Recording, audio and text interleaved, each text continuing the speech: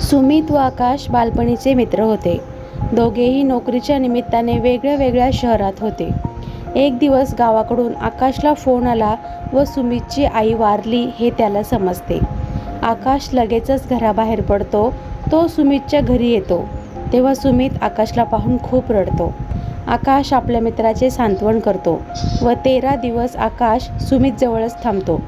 सुमित सर्व विधी अगदी व्यवस्थित करतो. आईचा 13वा तर खूप मोठा करतो. 13वा झाल्यानंतर आकाश मित्राचा निरोप घेऊन निघणार तेव्हा सुमित म्हणतो, अरे मला एका संस्थेला आईच्या स्मरणार्थ देणगी द्यायची आहे, आपण दोघे जाऊन येऊ. मग आकाश बोलतो, ठीक आहे व दोघेही निघतात. ते ज्या संस्थेत जातात ती संस्था म्हणजे एक वृद्धाश्रम असतो. तिथे गेल्यानंतर सुमित 1,25,000ची देणगी देतो. तेथील संस्थापक सुमितकडे एक छोटी लाकडी पेटी आणून देतात. त्या पेटीवर सुमितच्या आईचे नाव लिहिलेले असते. ते नाव वाचून आकाशला समजते की सुमितची आई वृद्धाश्रमात राहत होती. दोघे मित्र घरी येतात. घरी आल्यानंतर ते आईची पेटी उघडतात. ते पेटीमध्ये 500चे बंडल, 200चे बंडल, 100च्या नोटांचे बंडल व 50, 10, 20 अशा नोटा एकत्र करून ठेवलेल्या होत्या. सुमित ते सर्व पैसे काढतो. त्याखाली आईचे पत्र सापडते. आकाश व सुमित ते पत्र काढतात. त्यात आईने तिचे मनोगत लिहिलेले असते. त्या पत्रात आई लिहिते, प्रिय सुमित, यास अनेक आशीर्वाद. यशवंत हो, कीर्तिवंत हो, नामवंत हो, आयुष्यवंत हो. बाळा चिठ्ठी लिहिते रे, तक्रार नाही करत. माझं मनोगत लिहिते मी.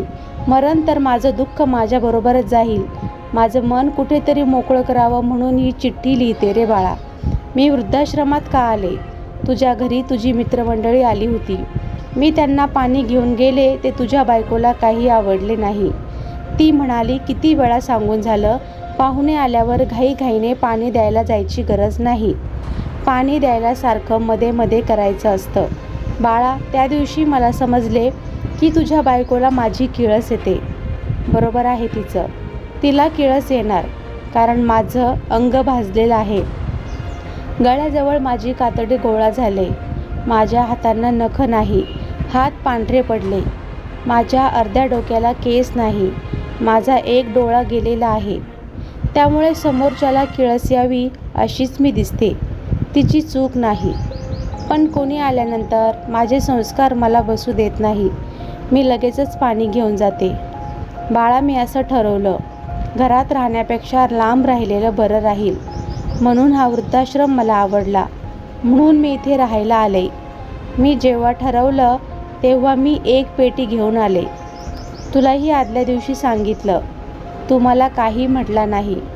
दुसऱ्या दिवशी सकाळी जेवायला बसल्यानंतर तू तुझ्या ड्रायव्हरला गाडीची चावी देऊन म्हणाला, आईला सोडून ये. जेव्हा मी गाडीत बसले तेव्हा मी खूप रडले. कारण माझी सून माझी किळस करते याचं मला काहीही वाटलं नाही. कारण मी तिला जन्म दिला नाही. पण बाळा, जेव्हा मला तुझ्या वागण्यातून तुलाही माझी किळस येते हे दिसलं तेव्हा मात्र मला खूप दुःख झालं. मला असं वाटलं होतं जेव्हा मी निघेल तेव्हा माझं बाळ मला घरातून बाहेर जाऊ देणार नाही, अशी माझी अपेक्षा होती. मी धड तुला बोलूही शकत नव्हते. कारण तुला तर जन्माला मीच घातले. माझ्या मुलालाही माझी किळस येते तेव्हा माझा वृद्धाश्रमात येण्याचा निर्णय योग्य ठरला.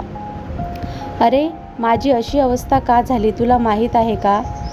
मी लहान होते तेव्हा माझे वडील वारले. आईने लहानाचं मोठं केलं. लग्न झालं, नवरा चांगला मिळावा ही आशा होती. पण तोही पिणारा निघाला. खूप मारहाण करायचा. त्यांनी एकही दिवस आत्महत्या केली. ज्या दिवशी तुझा बाप गेला तेव्हा समजले त्याचा अंकुर माझ्या पोटात वाढतो. तेव्हा तू 2 महिन्यांचा पोटात होता. जो जन्माला येणार आहे त्याचा यात काय दोष आहे म्हणून तुझा जन्म झाला. तुझे संगोपन करण्यासाठी, स्वतःचा उदरनिर्वाह करण्यासाठी पडेल ती कामं केली. शेतात एक छोटंसं छप्पर होतं. तिथे तुला घेऊन राहिले. छपराच्या मेडीला झोळी बांधून तुला झोपी लावलं आणि मी बाहेर काम करत होते. छपराला आग लागली. मला स्वतःच्या जीवाचे भान राहिले नाही.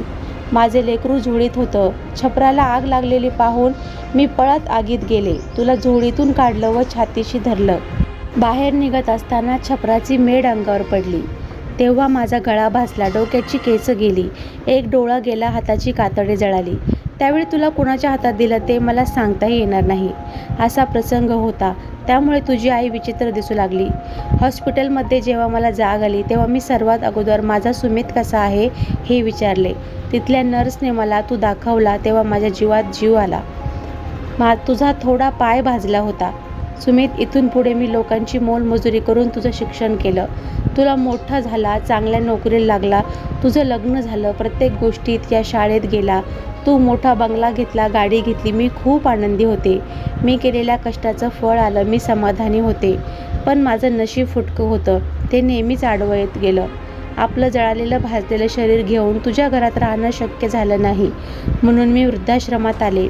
इथे आल्यानंतर मी कधी पंक्तीत जेवली नाही. इथेही माझी कुणाला किळस आली तर घरचे इतकी किळस करतात तर बाहेरचे किती करतील, म्हणून मी हरिपाठाला गेले, प्रवचनाला गेले तर कधी कुणाजवळ बसले नाही. सर्वांपासून दूर एकटीच बसायचे. सर्वांची नातवंडे यायचे, त्यांच्या अंगाखांद्यावर खेळायचे. तू एकदाही माझं नातवंड घेऊन भेटायला आला नाही. तू कधी आला तर फक्त भरपूर पैसे देऊन जायचा बाळा. या पैशांची मी काय करणार होते? ते सर्व पैसे मी या पेटीत साठवून ठेवलेत. मला पैशांची गरज नव्हती रे, मला सहानुभूतीची गरज होती. बऱ्याच दिवसापासून मला झोप येत नव्हती. मी झोपेच्या गोळ्या घेत होते. आता एक गोळी घेऊनही माझी झोप उडाली होती. रोजच्या 2 गोळ्या घेत होते. आता मी या जीवनाला कंटाळले होते. माझ्या मनाने आता ही जीवनयात्रा संपवण्याचा निर्णय केला आणि बाळा, मी एकेवेळी सर्व झोपेच्या गोळ्या घेतल्या आणि आता निवांत झोपले आहे. आईचे पत्र वाचून झालं. सुमित जोरजोराने हंबरडा फोडून आकाशच्या गळ्यात पडून रडू लागला.